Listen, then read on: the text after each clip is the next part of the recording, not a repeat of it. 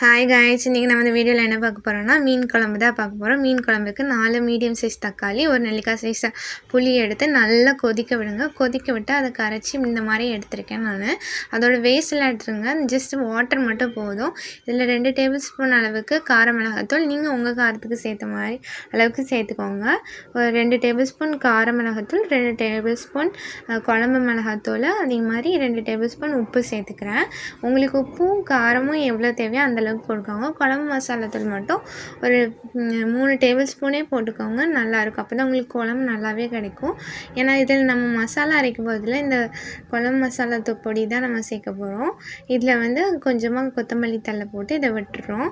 இந்த ஸ்டேஜில் நான் கடாய் வச்சுக்கிறேன். கடாயில் எண்ணெய் காய வச்சுக்கேன். கொஞ்சமாக வெந்தயம் சேர்த்துருக்கேன்.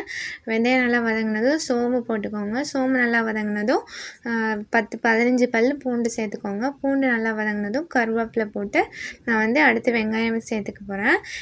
நம்ம பொங்கலுக்குள்ளே 1000 சப்ஸ்கிரைபர் ரீச் பண்ணிடணும் அப்படின்னு ஒரு எய்மோடு போய்ட்டுருக்கோம். இந்த வீடியோ பிடிச்சிருந்துச்சுன்னா நிறைய பேர் பார்க்குறீங்க, கண்டிப்பாக சப்ஸ்கிரைப் பண்ணிடுங்க. ஆல்ரெடி நிறைய பேர் நான் லாஸ்ட்டாக போட்ட வீடியோவுக்கே நிறைய பேர் சப்ஸ்கிரைப் பண்ணியிருக்கீங்க. அவங்களெல்லாம் என்னோடய ஃபேமிலியில் ஜாயின் பண்ணது எனக்கு ரொம்பவே சந்தோஷமாக இருந்துச்சு. இப்போ பார்த்திங்கன்னா நான் வெங்காயம் சேர்த்துட்டு மஞ்சத்தூள் சேர்த்துருக்கேன். இப்போ இதில் நான் தேங்காய் அரைச்சி ஊற்றிருக்கேன்.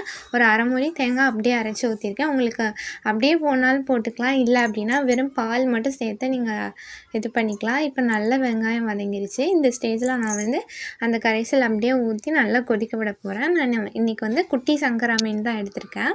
அதில் முள் அதிகமாக இருக்கும். ஸோ நல்லா கொதி வந்ததுக்கப்புறம் உங்களுக்கு குழம்பு எந்த அளவுக்கு திக்காக வேணும்னா அந்த ஸ்டேஜில் போடுங்க. தண்ணியாக தான் உங்களுக்கு குழம்பு வேணும் அப்படின்னா அந்த ஸ்டேஜில் நீங்கள் உங்களுக்கு ஏற்ற மாதிரி நீங்கள் போட்டுக்கோங்க. இப்போ பார்த்திங்கன்னா எனக்கு எல்லாமே கரெக்டாக இருக்குது. இப்போ தேவையான அளவு இன்னும் கொஞ்சம் எக்ஸ்ட்ரா தண்ணி நான் ஊற்றி நல்லா கிளறி விட்டுக்கோங்க.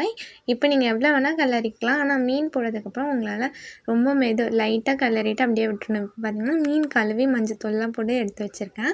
இப்போ பார்த்திங்கன்னா இது நல்ல கொதி வந்துருச்சு.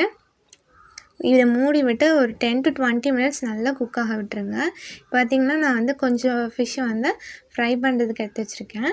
இப்போ பார்த்திங்கன்னா நல்லாவே கொதி வந்துருச்சு. இப்போ நான் என்ன பண்ணுறேன், மீனை எடுத்து போட்டுக்கிறேன். மீன் எடுத்து போட்டுட்டு நான் முன்னாடியே சொன்ன மாதிரி லைட்டாக கிளறிட்டு லோ ஃப்ளேமில் வச்சு விட்ருங்க. நீங்கள் இதுக்கு முன்னாடி ஹை ஃப்ளேமில் 20-25 மினிட்ஸ் கூட நீங்கள் வச்சிங்கன்னா தான் நல்ல அந்த டேஸ்ட் கிடைக்கும். அந்த மிளகாத்தூளோட பச்சை வாசனை எல்லாமே போகும். இப்போ பார்த்திங்கன்னா இதை சேர்த்து நான் இதை மூடி விட்டு ஒரு 10 மினிட்ஸ் லோ ஃப்ளேமில் வச்சு நான் இதை இறக்கிக்கிறேன். இந்த வீடியோ பிடிச்சிருந்துச்சுன்னா லைக் பண்ணுங்கள், ஷேர் பண்ணுங்கள். உங்கள் ஃப்ரெண்ட்ஸ்க்கு ஃபேமிலிக்கு கண்டிப்பாக ஷேர் பண்ணுங்கள். சப்ஸ்கிரைப் பண்ணிக்கோங்க. எதனா டவுட்னா கமெண்ட்